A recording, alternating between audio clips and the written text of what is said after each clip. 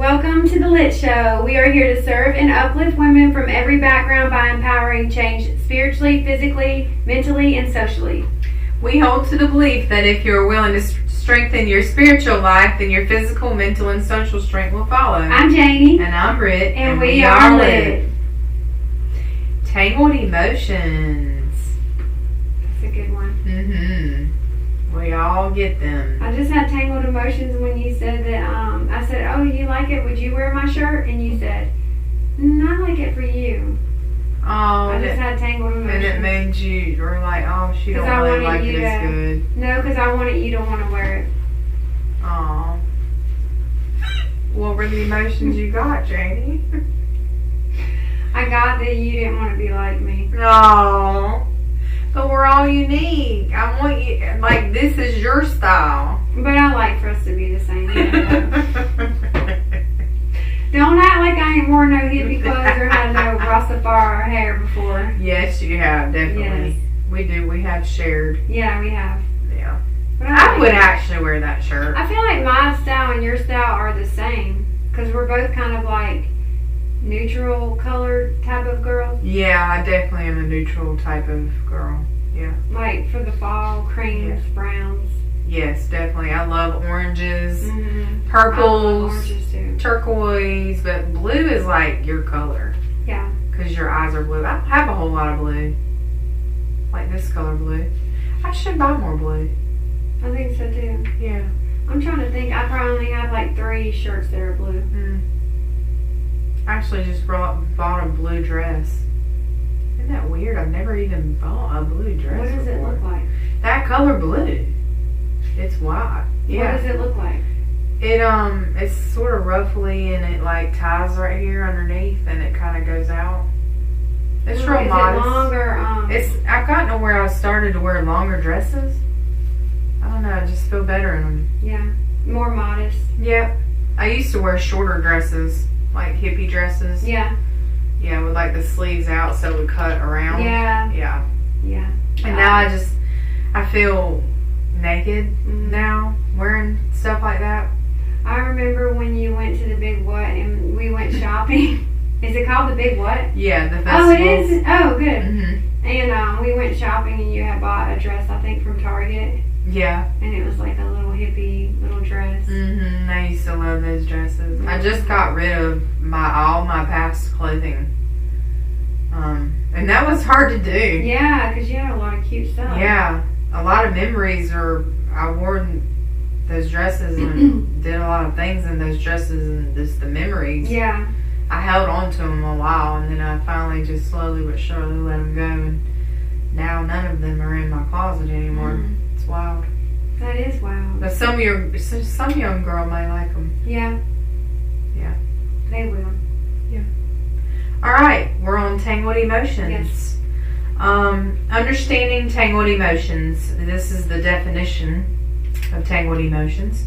Tangled emotions refer to a complex mix of feelings that are difficult to unravel or sort through. It often involves experiencing conflicting emotions, feeling overwhelmed by the intensity of one's emotional state. This can include confusion about what one is feeling, internal conflicts between different emotions or desires, or a sense of being emotionally entangled and unable to easily resolve or understand one's feelings. Example of situations that might lead to tangled emotions: an end of a relationship, career change, family conflict, receiving mixed feedback, getting both praise and criticism on a significant project, leading to confusion about one's ability and accomplishments. How mental health professionals view and address tangled emotions. Mental health professionals view tangled emotions as a natural and common part of human experiences. They understand that these complex emotional states can cause distress and impact one's overall well-being. The impact of unresolved emotions. Unresolved emotions can significantly impact well-being by 1. Increasing stress, 2. Affecting relationships, 3. Stopping emotional growth, 4. Triggering mental health issues, and it can also affect daily functioning, including concentration, decision making, and overall productivity. Oh, I just thought about something when it said relationships. Like, have you ever, like, broke up with somebody and then was, like, had tangled emotions because you were, like, sad about it, but also happy, but then the sadness was kind of overtaking the happiness, so you were like, wait, should I be back with them? Like, you know what I'm saying? Yeah, I started to question myself on what I did wrong or what I could have done better. Yeah. It was always about, like, what I could have done. Yeah. You know what I mean? And then there was the other half where I was starting to grieve the person that I really wanted this person to be for me that could not be for me. Yeah. Yeah. In the past, that's what happened to me. Yeah. Or if you ever, like, said to somebody, like, that you want to break up with them, and then they were like, well, I want to break up with you too, and then you're like, no, but wait, like, because then you're, like, thinking about it. Like, I think tangled emotions could also be something, like, maybe that you didn't think about. You know, because you're just trying to hold on. Quick, and you're making a quick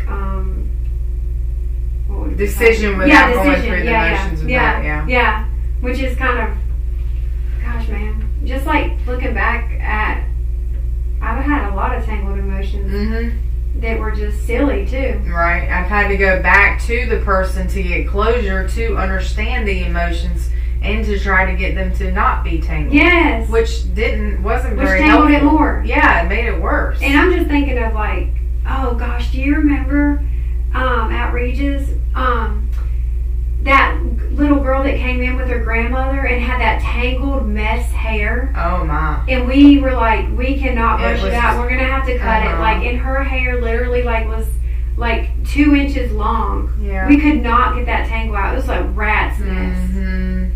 Yeah, that. And we were like wanting to call, like, what's it called, DSS, because we were like, why are they not taking care of this child? Yeah. Because that tangle did not just, that's another thing, that tangle did not get there overnight. Yeah. So the tangled emotions didn't go over there. Yeah. It's snowballed. It could be through a lot of time. It could, like with my situation for my past and all the relationships I've been in there, the tangle it's overlapped into another entangled elapsed, and I've had to really slowly but surely untangle my mess. Yeah. So that I can focus and understand what happened. Wow. Yeah. Well, I'm going to read my personal story. Not long ago, I faced an incredibly emotional time when I learned that I was pregnant again, just 3 months after losing my baby. The news brought a mix of hope and anxiety. However, things took a more worrying turn when 8 weeks into my pregnancy, I discovered that I had developed a large hematoma, a sizable blood clot separating the placenta from the uterine wall. The diagnosis added a layer of fear to an already turmoiled emotional landscape. I was in a whirlwind of conflicting feelings, hope for this new life, profound grief from my previous loss, and intense anxiety about the possibility of facing heartbreak. The tangled emotions of depression, fear, and sadness made it difficult to find any sense of peace or certainty. This personal struggle led me to explore how my faith could offer comfort and guidance through such a complex and challenging journey. That's hard for me to read. That had to have been a big girl. Yeah. Every day was a battle. And plus, I had to go to the doctors every week. And, like, I remember every Thursday, and you know Carmen. Well, Carmen was like my rock through this whole thing, because she just, like, the things that she said, in fact, she's in my book, but the things that she said to me helped me so much to continue to love God, because I was, like, hating God. You were mad. I was so mad, because I'm like, God, why did you get me pregnant again? And, like, I know previously, I'm not sure what episode it is, but we did grief, and the grief that I had with the baby that had died, whenever we had gotten the baby's results back, she was healthy. She was a healthy baby girl. So I was like, why did she die then? You know, like that just made me more mad at God. It's like the more and more things that were coming true and like being revealed to me was only making me madder. Yeah, that had to have been hard to hear or know. Yeah. And then I just remember Carmen sending me such like encouraging words, and she had said that like our God is way bigger than this. You're right. And when she said that, it just made me remember that like I'm mad at the same God that created the universe. Like what? That doesn't make any sense. Right. You know, I mean, these babies are tiny, and like God can create a universe. I mean, this ain't nothing to him. Creating this little body, this ain't nothing to him. You know? I mean, he hung the stars. That's just... He knows that the baby's already there with him, and so he wants you to know that you're going to be there. He wants you to trust him because you're going to be in eternity regardless, and it's not going to matter. None of this matters here. Yeah. I mean, at point blank, like this is a glitch of time. Yeah. We're all sitting here worried and like scattered in the world for no reason. Yeah. Yeah. That's basically. Yeah. Yeah. We're just trying to make it through. That's why we're doing this. This is what we've been called to do, is talk it through, because we're just so like there's just so many demons out here. Yes. There is. And entering in our souls and out of our souls and in our souls, and I mean we got to constantly like die to ourselves daily and choose God every day. Yeah. And pick up our cross and keep going. Yep. Yeah. Yeah, we sure do. I want to hear yours. All righty. Mine is not near as well. It's important, but yours was really deep. This is deep too, though. But you know. Yeah. Emotional maturity is the ability to feel what we feel without judgment and without being controlled by our emotions. Emotional wholeness begins by noticing and naming what we feel and then deciding what to do with it, allowing the emotions to draw us to God and one another. As my childhood best friend I've known since the 6th grade was explaining to me that she would be moving to another country in a couple of months, my heart dropped, and all types of feelings and emotions flooded my mind big time. I went through a full Rolodex of questions over and over in my head. How is the weather there? Will she be safe?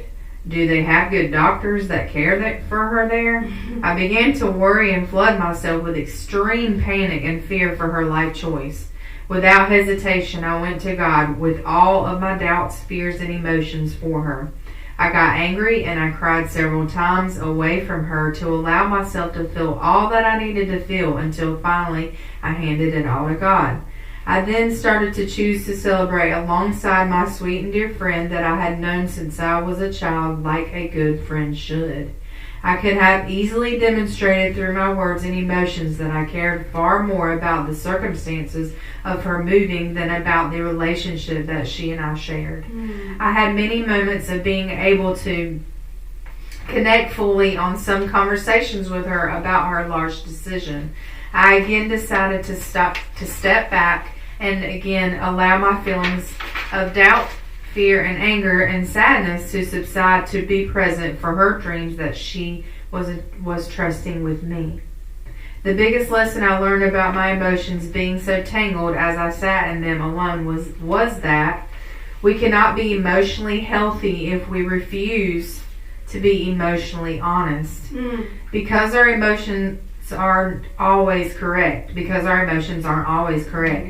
Feeling them all the way through is very important to sustain a healthy balance in relationships by not reacting off them too quickly to then have to apologize later about it.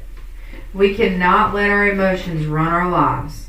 If we could find it in ourselves to become mature and wanting to become more aware of our emotions, there's 5 easy steps. Number 1, notice them. Number 2, name them. Number 3, feel them. Number 4, share them with others in your circle. Number 5, choose what to do next. Bringing our concerns to God allows His peace and guidance to come to us. Philippians 4, 6, and 7. That's what I have. That's good. I'm going to say something. Yeah. So, I was trying to think of ways to have you talk her out of it. So, I started Googling about it, and I remember we had Googled that, like, they had the murder rate and the sexual assault or something was, like, high there. So, I was like, did you tell her this? Did you tell her that? And you were like, she's already knows it. She's already investigated. So I was actually trying to help you keep her to, stay here. Yeah. But it's kind of out of my hands. She's just got that will in her. She's very, she's like us. Yeah. She's just like us. She's a go-getter. Yeah, she's ambitious. I'm proud of her. Yeah.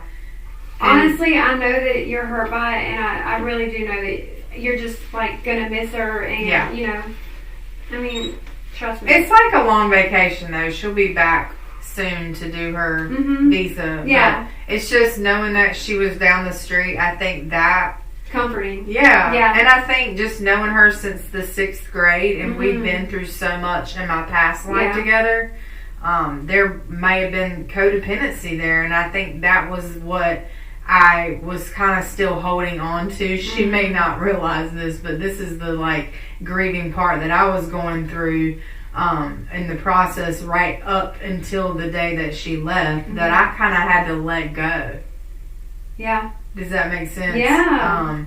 She may not realize that, but now she'll watch this and know now. But it was really about me. Yeah. It was about me, and just letting my old self go fully. Because she's still here, and letting kind of our relationship go, the old relationship of us go, and this is her new blooming relationship that she's doing with herself by growing and venturing out in her life, and I am too now, and just we're still going to be connected forever regardless. So it's just cool that it's so crazy how our relationship has grown and formed. Yeah. And we've still held on. Such a good thing. Yeah, she's a good person. We've talked about her so many times in this podcast, and I've always, she's always respected me and taken care of me. She kind of reminds me a lot of you, like a little mama and stuff. No. Because we took care of one another in our past. We were each other's rock. Yeah. When my side wasn't doing well, I would go to her, and when her side wasn't doing well, she'd come to me, and we would just help each other out. Yeah. I know you were there for her when her mom had passed away. Yes. Yeah. Her mom was so awesome. Yeah. Yeah. Yeah, she was awesome. I know she's proud of her. Yeah. Well, if you need us, we can get plane tickets. Yep. Oh, I'm going to see you. Yeah. Don't even worry about it. I want to come. You should come. I do want to. We could go together. It's pretty there. Yeah. I got to show you. She sent me a picture. Oh, my gosh. I told her I hadn't showed it to you. I'll show it to you. It's 2 palm trees and this white sand. I'm talking about white sand. She's in paradise. Yeah, it's probably the closest you'll get to heaven on earth. It's is that real? Yeah. Yeah, she's I'm just chilling. Wouldn't that be crazy if it was a postcard? That's what I thought it looked. I said, I said something like that. Yeah, that looks like a postcard. Yeah. It doesn't even look real. She's living it up, though. Yeah. Good for her. I'm proud of her. I am too.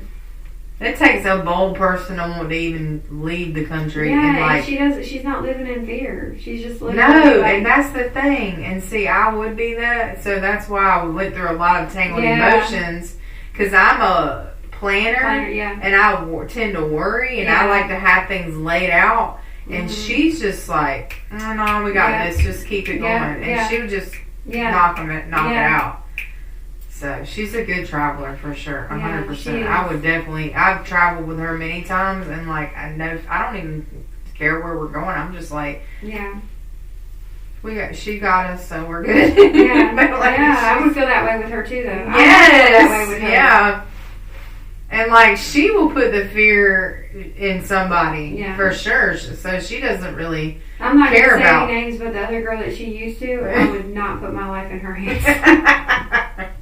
She's gonna know you're talking about. She'll laugh. Yeah, I actually felt like I was gonna stay near her instead, so that I didn't have to be around her, because I was supposed to be scared of her decision making skills. Because she had told that story about her boyfriend climbing up on the balcony or something. Oh yeah, like her ex-boyfriend and me. Were like, what? Yeah, she don't play. Okay, what does God say? Matthew 11:28-30. Come to me, all you who are weary and burdened, and I will give you rest. Take my yoke upon you and learn from me, for I am gentle and humble in heart, and you will find rest for your souls. For my yoke is easy and my burden is light. We read that in the grieving one, and I love that verse so much. Yeah, me too. Because anytime when you're feeling any type of way, where you're burdened, like, just come to God. No matter how you're feeling. If just you can't say, even God, comfort me. And and he will. If you can't even explain how you're feeling, He's going to help you. He already knows. Yeah. You can just say, God, I don't even know what to say to you. Just please help me feel better right now. Like, I don't know what to do. Yep. He'll comfort you. Yep. And this passage encourages believers to turn their worries over to God through prayer, promising peace beyond understanding in return. I want to encourage you all to reflect on your own experiences and seek godly support.